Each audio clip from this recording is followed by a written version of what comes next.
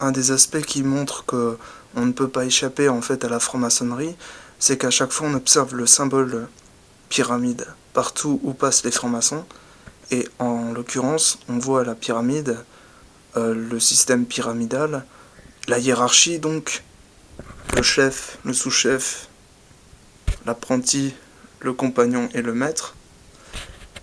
On le voit en fait en franc-maçonnerie bien sûr, on le voit chez les compagnons du Tour de France, les compagnons du devoir du Tour de France.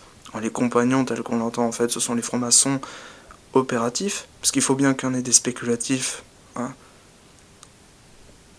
Si les opératifs, on n'en parle jamais, mais les spéculatifs, on sait tous qu'on les appelle francs-maçons, mais en réalité les francs-maçons, c'est à la base, ils viennent d'avant le XVIIIe siècle. Au XVIIIe siècle, on a créé la franc-maçonnerie opérative. Non, on a créé la spéculative.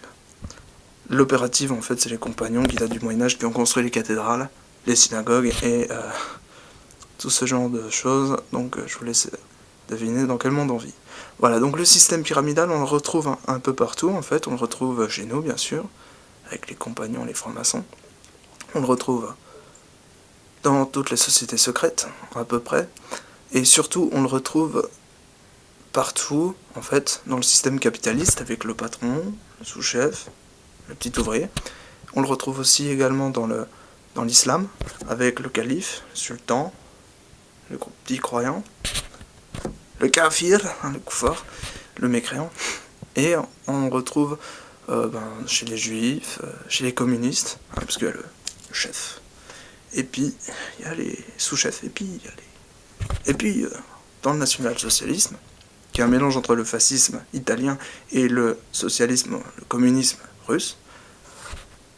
Donc là, on retrouve le Führer, et puis en dessous, on retrouve tous les petits chefs de la SS, et puis ensuite, on retrouve le peuple, et en dessous, on retrouve les races inférieures, les Untermenschen, et donc on retrouve bien sûr les juifs. Après, relativement, on retrouve des arabes, des blacks, ça dépend.